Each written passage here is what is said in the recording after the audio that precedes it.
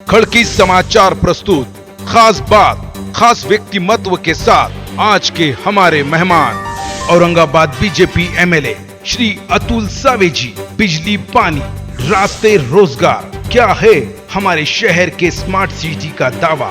तीखे सवालों का सीधा जवाब लेंगे श्री अतुल सावे जी से। स्मार्ट सिटी में ये शहर नहीं था, बट माननीय मुख्यमंत्री देवेंद्र फडणवीस साहब ने विनती करके इस शहर को स्मार्ट सिटी के प्रोजेक्ट में लिया। आज 20,000 युवकों को एम्प्लॉयमेंट आज औरंगाबाद में जनरेट हो सकती है DMIC में आने वाले नए उद्योगों के माध्यम से। हम कहीं पर भी जाते थे तो गांव की सड़कों के बारे में हमको बहुत से लोग काफी नाराजगी से व्यक्त करते थे कि औरंगाबाद की सड़कें बहुत खराब है। भारतीय जनता पार्टी की पूरी तैयारी है पूरे 115 वार्ड लड़ने की। हमारी पूरी टोटल 300 करोड़ रुपया रास्ते के लिए दिया। आज पानी की योजना के लिए 1680 करोड़ की पानी की योजना इस शहर के लिए मंजूर करी। यहाँ से बड़े गांव के पास सफारी पार्क का फॉर्मेशन हो रहा है, जिसके कारण से आने वाले टूरिस्ट को ये अट्रैक्शन रहेगी। घाटी अस्पताल ये पिछले 60 साल से पुराना हॉस्पिटल है। वहाँ पे बिल्डिंग के कई मसले थे, उसके लिए भी जो फंड्स चाहिए था वो फंड्स लेके आए। वहाँ के रास्ते पिछले 25 साल में इंटरनल रोड्स जो बने नहीं थे उसके लिए भी करीबन 7.5 करोड़ रुपया ला के वहाँ के जो इंटरनल रोड्स है वो पूरे आज सीमेंट के अच्छे है कि वालू से तक एक मेट्रो प्रोजेक्ट आना चाहिए। DMIC जो प्रोजेक्ट नरेंद्र मोदी जी ने यहाँ पे दिया है उसके माध्यम से नए उद्योगों के माध्यम से कम से कम 20,000 लोगों को यहाँ पे युवकों को एम्प्लॉयमेंट मिलेगी। इस शहर का विकास होगा तो ऑटोमेटिकली इस शहर के युवकों को नौकरी मिलेगी। सभी राजकीय पक्षों का व्यक्तिमत्व और उनका राजकारण का अब तक का सफर हम खड़की समाचार के माध्यम से आप दर्शकों तक पहुंचाएंगे। ऐसे ही एक व्यक्तिमत्व के साथ आज हम बैठे हैं पूर्व औरंगाबाद के आमदार अतुल सावे जी। महाराष्ट्र के पालघर जिले से चिंचणी गांव से आए मोरेश्वर सावे जी यानी अतुल सावे जी के पिताजी 1988 में ये इलेक्शन जीत के औरंगाबाद में नगर सेवक बने। 1989 में ये महापौर भी रहे। इतना ही नहीं, लोकसभा के सदस्य के रूप में भी इन्हें चुना गया। अपने पिताजी का सामाजिक कार्य देखकर उनके कदम से कदम मिलाकर अतुल सावे जी ने उनके साथ सामाजिक कार्य में अपना कदम रखा। भारतीय जनता पक्ष को आगे बढ़ाने में अतुल सावे जी का बहुत ही महत्वपूर्ण भूमिका और इनकी बहुत मेहनत है। 2019 में पूर्व औरंगाबाद के इलेक्शन जीतकर आमदार बने। इतना ही नहीं, 2019 में महाराष्ट्र राज्य के मंत्रिमंडल में राज्य मंत्री भी ये बने।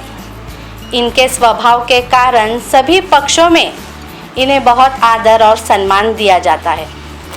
सर, खड़की समाचार को अपना कीमती वक्त देने के लिए मैं आपका बहुत शुक्रिया अदा करूंगी और खड़की समाचार में आपका बहुत स्वागत है सर।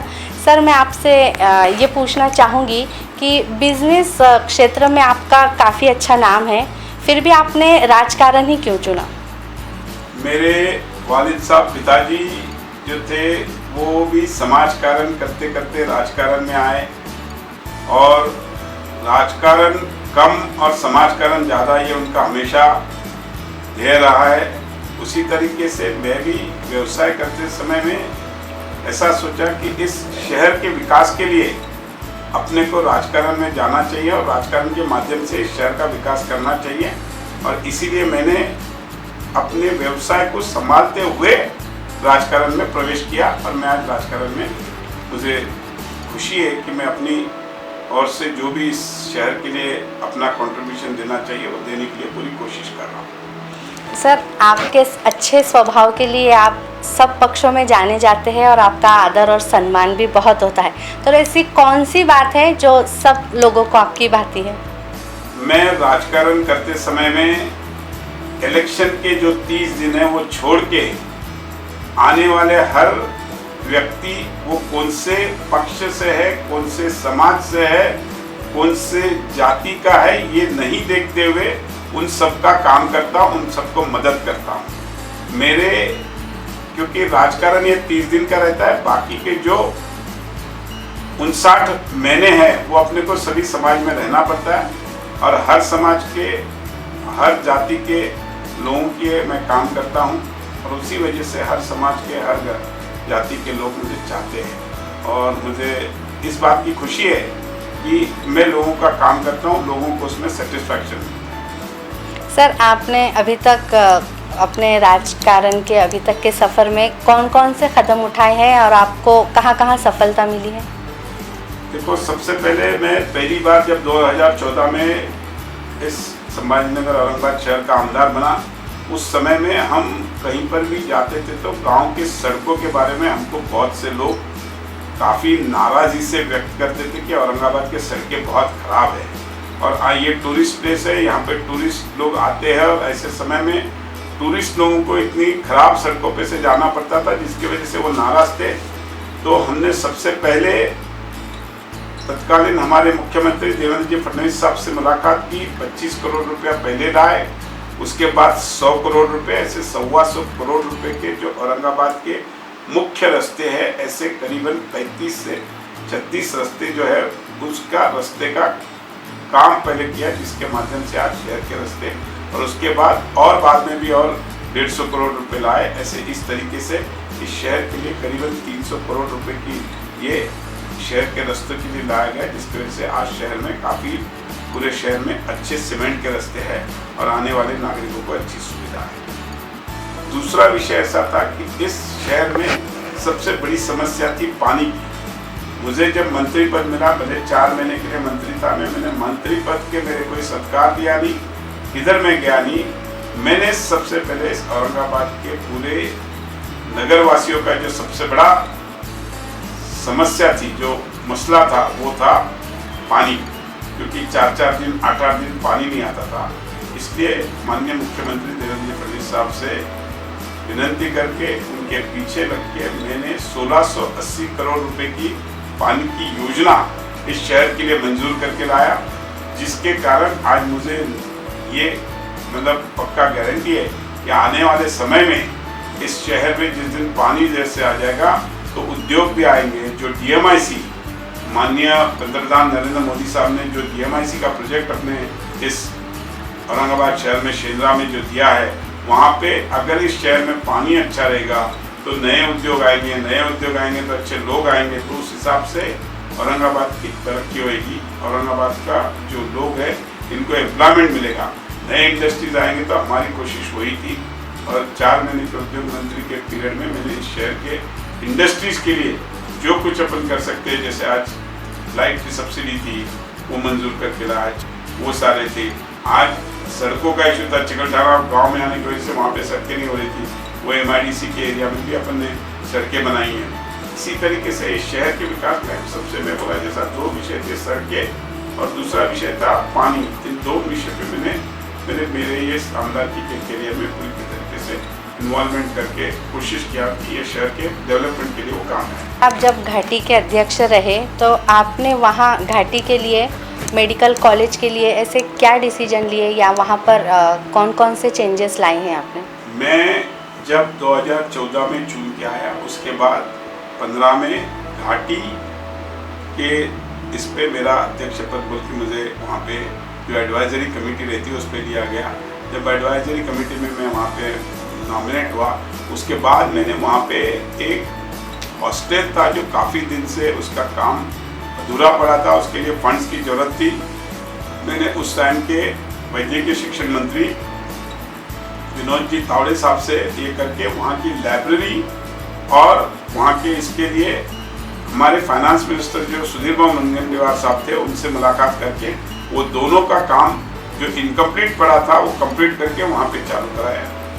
दूसरा, घाटी हॉस्पिटल ये पिछले 60 साल से पुराना हॉस्पिटल है, वहाँ पे बिल्डिंग के कई मसले थे, उसके लिए भी जो फंड्स चाहिए था वो फंड्स लेके आए। वहाँ के रास्ते पिछले 25 साल में इंटरनल रोड्स जो बने नहीं थे, उसके लिए भी करीबन 7.5 करोड़ रुपया ला के वहाँ के जो इंटरनल रोड्स है वो पूरे आज सीमेंट के अच्छे। नहीं तो पहले एक आधा रिक्शा में पेशेंट वहाँ आता था तो खड्डे में जाने तक उसको बड़ी तकलीफ होती थी। कई पेशेंट्स ये लोग हमसे मिलते थे और बोलते थे साहब यहाँ तो बहुत बट वो हमने 7.5 करोड़ रुपए ला के वहाँ के इंटरनल रोड्स बनाए। वहाँ का ड्रेनेज सिस्टम जो खराब हो गया था क्योंकि इट वॉज वेरी ओल्ड, 60 साल पहले बना हुआ हॉस्पिटल है, वहाँ के सब वो भी हमने पूरे रिपेयर करवाए। उसके लिए जो फंड्स चाहिए वो और कई डिपार्टमेंट्स ऐसे थे जिनके लिए फंड का जरूरत था। वो सारे डिपार्टमेंट्स के लिए भी कम से कम अपन ने 15 से 17 करोड़ रुपया गवर्नमेंट से ला के वहाँ पे हॉस्पिटल में उपलब्ध करके दिया। और एक जो केंद्र शासन ने सुपर स्पेशलिटी हॉस्पिटल बनाने का जब सोचा और जब हमको मालूम पड़ा, तो हम केंद्रीय मंत्री से मिलके जो घाटी में जो जगह थी वो जगह उपलब्ध करके देने की वजह से आज जो सुपर स्पेशलिटी हॉस्पिटल है वो घाटी के प्रीमाइसेस में बन गया। मुझे ये मतलब पक्का ये है कि आगे आने वाले समय में घाटी में सुपर स्पेशलिटी हॉस्पिटल का सारे औरंगाबाद के संभाजी नगर के पेशेंट्स को वहाँ पे अच्छा बेनिफिट मिलेगा। हमने अपना सिटी स्कैन मशीन लाई, फिर और MRI मशीन, ये दोनों मशीनें उस पर में उसके लिए फंड्स चाहिए था। तो हमने शिरडी देवस्थान से उसके लिए फंड्स जाके शिरडी के देवस्थान के जो अध्यक्ष थे उनसे जाके मिलके उनको रिक्वेस्ट करके उनसे पैसे की मतलब इसके लिए लाए, सिटी स्कैन मशीन और MRI मशीन। आगे स्मार्ट सिटी है औरंगाबाद, तो इसके लिए आगे आपकी और क्या क्या योजना है? देखो, स्मार्ट सिटी औरंगाबाद की सिटी के लिए तो ऑलरेडी केंद्र शासन उसके लिए निधि उपलब्ध कर रहा है। हमने अभी 2-3 मांगे, परसों जो हमारे कांत साहब आए थे अपने नीति आयोग के, उनके पास हमने 2-3 चीज़ों की मांग की है। एक है कि वालू से क्षेत्र तक एक मेट्रो प्रोजेक्ट आना चाहिए, जिसके कारण कि औरंगाबाद आज इंडस्ट्रियली डेवलपिंग है, और 2 सिटीज़ का कनेक्शन शेंद्रा DMIC। दूसरा ऐसा है कि फ्लाईओवर जैसे नासिक में आज नगर में बन रहा है, नासिक में पूरी सिटी को एक बाईपास करने के लिए नहीं तो कम से कम जो 3-4 जैसा अमरप्रीत है, आकाशवाणी है, मुकुंदवाड़ी है, इस जगह पे फ्लाईओवर्स होने चाहिए। ये हमारी इसके अंदर कोशिश है। और आगे वाले समय में कैसा है कि नई इंडस्ट्री आएगी तो एम्प्लॉयमेंट जनरेट होएगा। आज 20,000 युवकों को एम्प्लॉयमेंट आज औरंगाबाद में जनरेट हो सकती है। DMIC में आने वाले नए उद्योगों के माध्यम से हमें पक्का है कि इस शहर के कम से कम आने वाले समय में 20,000 युवकों को जो पुणे मुंबई नौकरी के लिए जाते हैं उनको जाने की जरूरत नहीं पड़ेगी। DMIC जो प्रोजेक्ट नरेंद्र मोदी जी ने यहाँ पे दिया है उसके माध्यम से नए उद्योगों के माध्यम से कम से कम 20,000 लोगों को यहाँ पे युवकों को एम्प्लॉयमेंट मिलेगी। औरंगाबाद शहर ऐतिहासिक शहर के नाम से जाना जाता है, तो इसके डेवलपमेंट के लिए क्या करना चाहिए सर? ऐतिहासिक शहर में तो औरंगाबाद में अभी एलोरा और अजंता ये 2 ऐतिहासिक जगह है, बीबी का मकबरा है, पंचक्की है। ऐसे शहर अभी हमने आपको मालूम होगा बीबी का मकबरा जाने वाला रोड पहले जो 100 करोड़ रुपए लाए थे उसमें से वो रास्ता बना है। आज अजंता को जाने वाला जो हाईवे है उसको भी नितिन गडकरी साहब से हमने विनती की थी और वो हाईवे तैयार हो रहा है। वैसे ही एलोरा की भी वही है, ये समृद्धि के माध्यम से वहाँ से जो अभी जो ये शोलापुर रोड है, शोलापुर धुलिया, उस रोड के माध्यम से।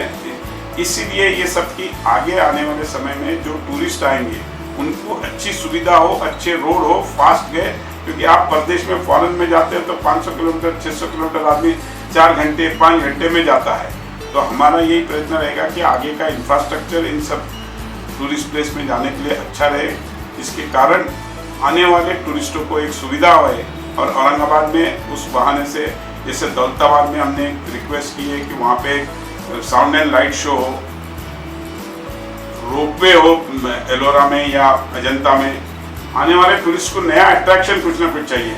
सफारी पार्क का हमने अभी जो स्मार्ट सिटी के प्रोजेक्ट है उसमें से यहाँ से पड़े गाँव के पास सफारी पार्क का फॉर्मेशन हो रहा है, जिसके कारण से आने वाले टूरिस्ट को ये अट्रैक्शन रहेगी और अपने समाज में औरंगाबाद शहर में नए टूरिस्ट आए और टूरिस्ट को एक अट्रैक्शन प्लेस रहे, जिसके कारण लोग इस औरंगाबाद को विजिट करें। इलेक्शन आ रहे हैं तो आप अपने पक्ष के तरफ से लोगों को क्या बोलना चाहेंगे सर?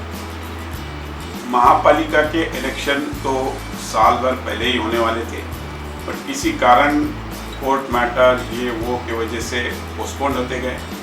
भारतीय जनता पार्टी की पूरी तैयारी है, पूरे 115 वार्ड लड़ने की हमारी पूरी, हर 115 वार्ड में हमने काम हमारे पक्ष के माध्यम से खड़ा किया है।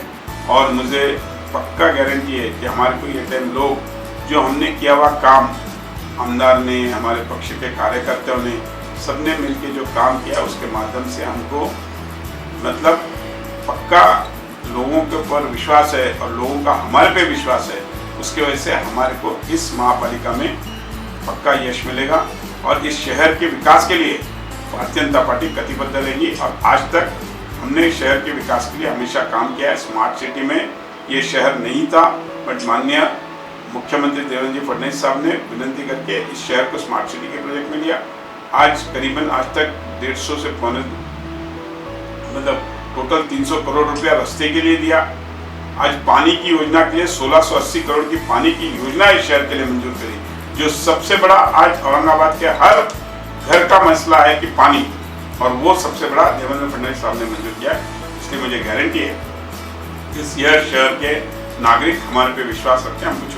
अगर भारतीय जनता पार्टी अगर यहाँ से उसकी सत्ता आती है तो आप क्या बताना चाहेंगे सर? हमने पहले भी बताया कि शहर के विकास के लिए हम हमेशा पूरी कोशिश करते आए हैं, और आज तक आपने कभी इतना निधि सरकार ने कभी दिया नहीं था। उतना निधि भारतीय जनता पार्टी के राज्य सरकार ने दिया इस शहर के लिए। हमने कोशिश ये हमेशा की है कि शहर के मूलभूत सुविधा जो है, सड़क, पानी और लाइटें, ड्रेनेज सिस्टम, ये सारी अच्छी हो। और उसके लिए हम पूरी कोशिश करेंगे कि जो भी इनकम्प्लीट प्रोजेक्ट्स रहे हुए वो पूरे कंप्लीट करने की कोशिश करेंगे, और जल्द से जल्द इस संभाजीनगर औरंगाबाद शहर के वासियों को सब मूलभूत सुविधा सब अच्छी मिले, और उस बहाने से इस शहर का विकास हो। इस शहर का विकास होगा तो ऑटोमेटिकली इस शहर के युवकों को नौकरी मिलेगी, इस शहर में नए उद्योग आएंगे, और शहर ये पर्यटन शहर है, एक ऐतिहासिक शहर है। इस शहर में भी टूरिस्ट आएगी, जिसकी वजह से होटल इंडस्ट्री हो, ट्रांसपोर्ट इंडस्ट्री हो, हर एक इंडस्ट्री में डेवलपमेंट आएगी और इस शहर का विकास होगा।